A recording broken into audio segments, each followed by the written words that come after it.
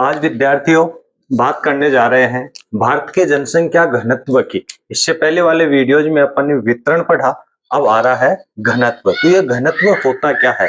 वितरण का अर्थ है फैलाव जनसंख्या का, किसी क्षेत्र में ज्यादा जनसंख्या, किसी क्षेत्र में कम जनसंख्या। लेकिन घनत्व होता क्या है?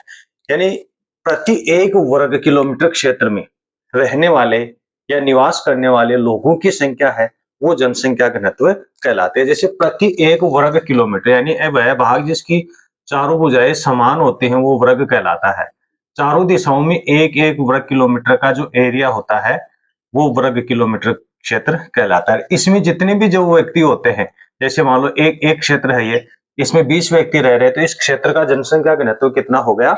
20 व्यक्ति हो गया। यानी कि प्रति एक वर्ग किलोमीटर क्षेत्र में रहने वाले या निवास करने वाले लोगों की कुल संख्या ही जनसंख्या घनत्व कहलाती है। जैसे भारत का क्षेत्रफल कितना है?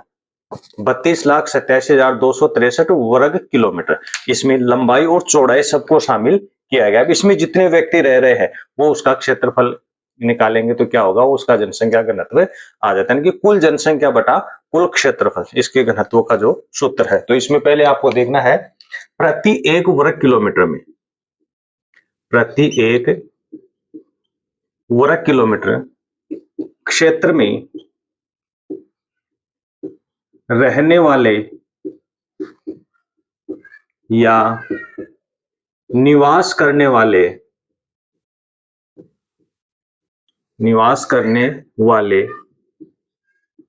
लोगों की कुल संख्या, लोगों की कुल संख्या जनसंख्या घनत्व कहलाती है। ठीक है, इसे एक सूत्र द्वारा प्रदर्शित किया जाता है कुल जनसंख्या बटा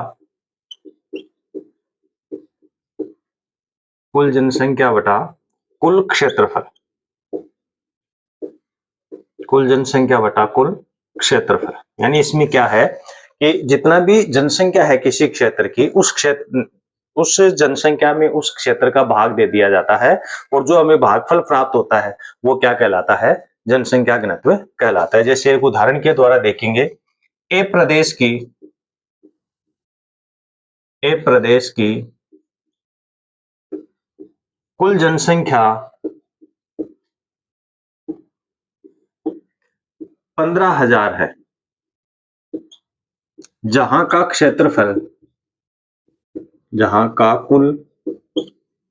क्षेत्रफल 100 वर्ग किलोमीटर है। तो ए प्रदेश का जनसंख्या घनत्व,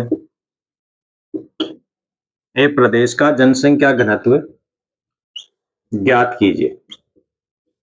ठीक है, तो इसके लिए हमें एक सूत्र ये ज्ञात करना होगा, यानी कुल जनसंख्या बटा कुल क्षेत्रफल,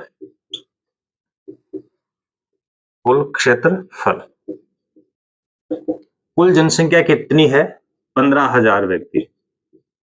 कुल क्षेत्रफल कितना है? ये 100 वर्ग किलोमीटर। तो यानी कि 15,000 में 100 का भाग देंगे तो दो बिंदु से दो बिंदु कट गए, हमारे पास कितना बच गया? 150 व्यक्ति। यानी क्या हो गया? ये प्रदेश का जनसंख्या घनत्व कितना है? 150 व्यक्ति प्रति वर्ग किलोमीटर है। यानी कि ऐसे में इसके माध्यम से अपन किसी प्रदेश का, किसी क्षेत्र का जनसंख्या घनत्व ज्ञात कर सकते हैं। ठीक है, यह हो गया जनसंख्या घनत्व की परिभाषा हो गई, उसका सूत्र हो गया और इसे किस प्रकार से निकाला जाता है इसका एक फॉर्मूला हो गया है। तो ये तो हो गया आपका जनसंख्या घनत्व। अब अगर अपन भारत की जनसंख्या घनत्व की बात करें तो समय के अनुसार इसमें परिवर्तन होता रहता है। जैसे जनसंख्या में वृद्धि होती रहेगी, घनत्व भी बढ़ता चला जाएगा, क्योंकि क्षेत्रफल तो सीमित रहेगा, जनसंख्या में परिवर्तन हो रहा है और उसी जनसंख्या परिवर्तन में उस क्षेत्रफल का फल का भाग देकर अपन जनसंख्या घनत्व ज्ञात कर सकते हैं। तो जैसे भारत के इतिहास की अपन बात करें, 1901 में भारत का जनसंख्या घनत्व स्वतंत्र व्यक्ति प्रति वर्ग किलोमीटर था। स्वतंत्र व्यक्ति प्रति वर्ग किलोमीटर था, जो 1951 में बढ़कर 117 व्यक्ति प्रति वर्ग किलोमीटर हो गया। वही फिर 2001 में बढ़कर 324 व्यक्ति प्रति वर्ग किलोमीटर हो गया और 2011 के आंकड़ों के अनुसार वही 382 व्यक्ति प्रति वर्ग किलोमीटर हो गया। तो यानी कि ये समय के अनुसार भारतीय जनसंख्या घनत्व में परिवर्तन हुआ है, क्योंकि समय के अनुसार जनसंख्या लगातार बढ़ती जा रही है। समय के अनुसार लगातार जनसंख्या वृद्धि बढ़ रही है, क्योंकि अपन इससे अगले वीडियोज में पढ़ेंगे जनसंख्या वृद्धि। उसमें अपन 1901 के समय को लेंगे और 1911 तक के इन वर्षों के दौरान के समय की जनसंख्या लेंगे कि किस वर्ष में जनसंख्या कितनी ज्यादा वृद्धि की है या कमी भी आई है क्या, वो उसमें पढ़ा जाएगा। तो ऐसे में समय के अनुसार जनसंख्या में परिवर्तन होता रहा है। इसमें एक चीज और देखनी है आपको, यानी भारत का, अभी कल अपन बात कर रहे थे, अभी मैप के माध्यम से आपको समझाएंगे। अभी अपन बात कर रहे थे कल कि भारत में सबसे ज्यादा जनसंख्या घनत्व वाला जो राज्य है वो बिहार को अपन ने बताया था। बिहार में क्यों ज्यादा जनसंख्या रह रही है इसके बारे में भी आपको बताया गया था। ठीक है, तो अब उसको अपन देखेंगे कि बिहार भारत के मानचित्र में कहां सी है और सबसे कम जनसंख्या घनत्व वाले क्षेत्रों में अपन ने किसको देखा था, अरुणाचल प्रदेश को देखा था, जो पूरा का पूरा काफी ऊंचाई पर स्थित पर्वतीय क्षेत्र है। अब इसमें देखेंगे अपन कि बिहार कहां पर आ रहा है और आपका अरुणाचल प्रदेश है ना वो कहां पर आ रहा है, ताकि जनसंख्या घनत्व में ये जो परिवर्तन आ रहा है ये किस प्रकार से हो रहा है उसको देखा जाएगा।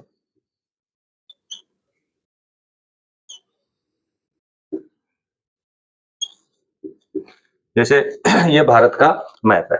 अब इसमें अपन ये देखेंगे कि बिहार कहां पर है, तो यानी ये जो क्षेत्र है ये आपका बिहार है। ठीक है, ये वाला जो क्षेत्र है ये अरुणाचल प्रदेश है।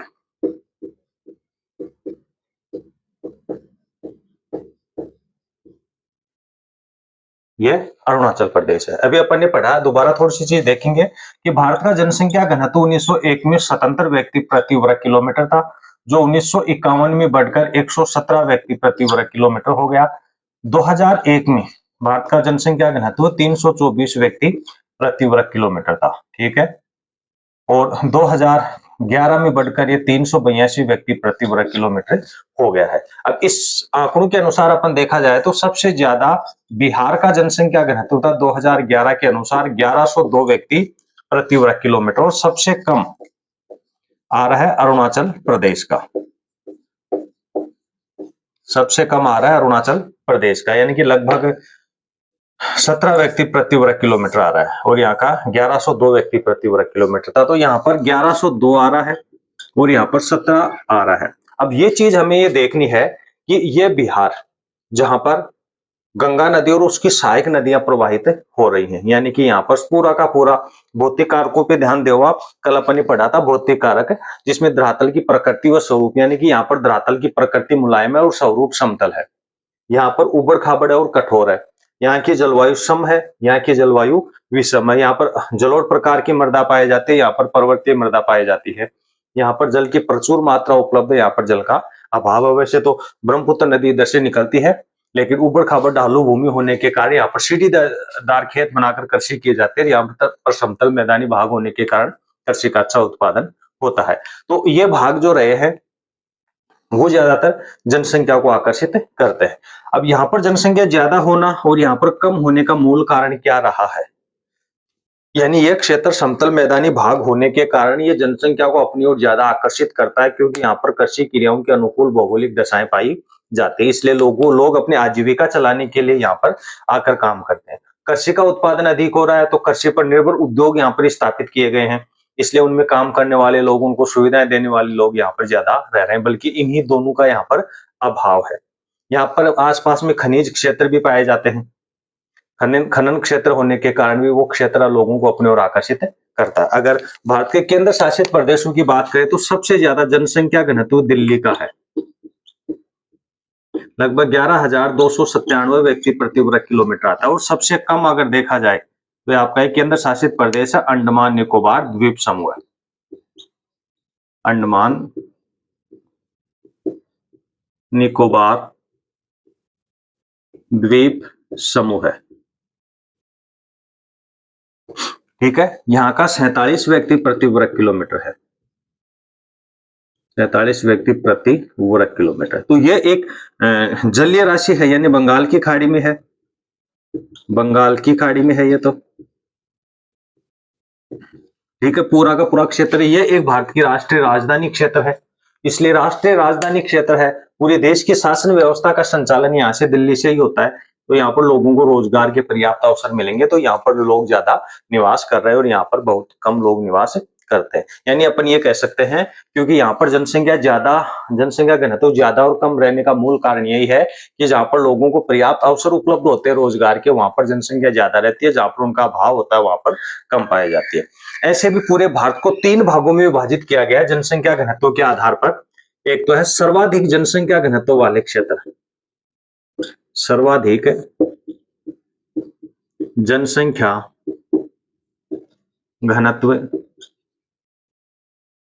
वाले क्षेत्र, यानी सर्वाधिक जनसंख्या घनत्व वाले क्षेत्रों में अपन क्या मानते हैं, ऐसे क्षेत्र जिनका जनसंख्या घनत्व 500 व्यक्ति प्रति वर्ग किलोमीटर से अधिक है, प्रति वर्ग किलोमीटर से अधिक होता है, उन क्षेत्रों को सर्वाधिक जनसंख्या घनत्व वाले क्षेत्रों में शामिल किया गया है। और उनमें उन क्षेत्रों को शामिल किया गया है जो पूर्ण रूप से नदी घाटी युक्त क्षेत्र है, समतल मैदानों में आते हैं, जैसे पंजाब हो गया, हरियाणा हो गया, दिल्ली हो गया, उत्तर प्रदेश हो गया, मध्य प्रदेश हो गया, आपका मध्य प्रदेश हो गया, उत्तर प्रदेश, बिहार हो गया, झारखंड, छत्तीसगढ़, पश्चिमी बंगाल वाले जैसे महाराष्ट्र वगैरह हो गए, गुजरात हो गया। ये उन क्षेत्रों में आते हैं जहां का जनसंख्या घनत्व 500 व्यक्ति प्रति वर्ग किलोमीटर से अधिक है। क्यों? क्योंकि यहाँ की धरातल की आकृति समतल और मुलायम है, और समतल मुलायम होने के कारण कृषि के क्षेत्रों के लिए अनुकूल माने जाते हैं, और कृषि क्रियाओं में लगे हुए लोग यहाँ पर रहते हैं, और कृषि क्रियाओं के ऊपर निर्भर जो उद्योग जिन क्षेत्रों में संचालित है वहां पर भी जनसंख्या घनत्व ज्यादा पाया जाता है। दूसरा आ जाता है मध्यम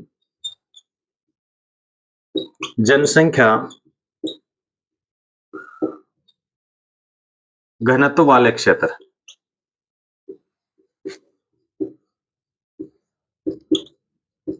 मध्यम जनसंख्या घनत्व वाले क्षेत्र, मध्यम जनसंख्या घनत्व वाले क्षेत्रों में आएंगे, यानी कि ऐसे व्यक्ति, ऐसे क्षेत्र जिनका जनसंख्या घनत्व 300 से लेकर 500 व्यक्ति प्रति वर्ग किलोमीटर के मध्य में होता है, उन क्षेत्रों में रहने वाले लोग ये होते हैं जहां पर जनसंख्या घनत्व 300 से 500 के मध्य में होता है। इनमें ज्यादातर कौन से क्षेत्र आते हैं? जहां पर खनिज और उद्योग का ज्यादा विकास हुआ है, उन क्षेत्रों को इसमें शामिल किया गया है। 3 नंबर पर आएगा आपका कम जनसंख्या घनत्व वाले क्षेत्र, कम जनसंख्या घनत्व वाले क्षेत्र, यानी कम जनसंख्या घनत्व वाले क्षेत्र यानी कि ऐसे क्षेत्र जिनका जनसंख्या घनत्व 300 व्यक्ति प्रति वर्ग किलोमीटर से कम होता है, वो क्षेत्र इसमें आते हैं, क्योंकि वहां पर ज्यादातर लोगों के रोजगार के अवसरों का अभाव होता है, धरातलीय कलाकृति अच्छी नहीं होती है, आर्थिक क्रियाएं अच्छी नहीं होती। इसमें अपन पर्वतीय और पहाड़ी क्षेत्र हो गए और मरुस्थलीय क्षेत्रों को शामिल किया गया। बिल्कुल भारत पाकिस्तान सीमा के सारे जम्मू कश्मीर वाले, हिमाचल वाले भाग, राजस्थान, थोड़ा गुजरात वाला हो गया, इधर पूरे पूर्वी पहाड़ी क्षेत्र आ गए आपके, इधर छोटा नागपुर के पठार वाला भाग हो गया, पश्चिमी घाट के, पूर्वी घाट के बीच वाले जो क्षेत्र हो गए, इन क्षेत्रों में जनसंख्या घनत्व 300 व्यक्ति प्रति वर्ग किलोमीटर से कम ही होता है। तो ऐसे में भारत को जनसंख्या घनत्व के आधार पर 3 भागों में विभाजित किया गया है। भारत के जनसंख्या घनत्व का यह क्रम रहा है।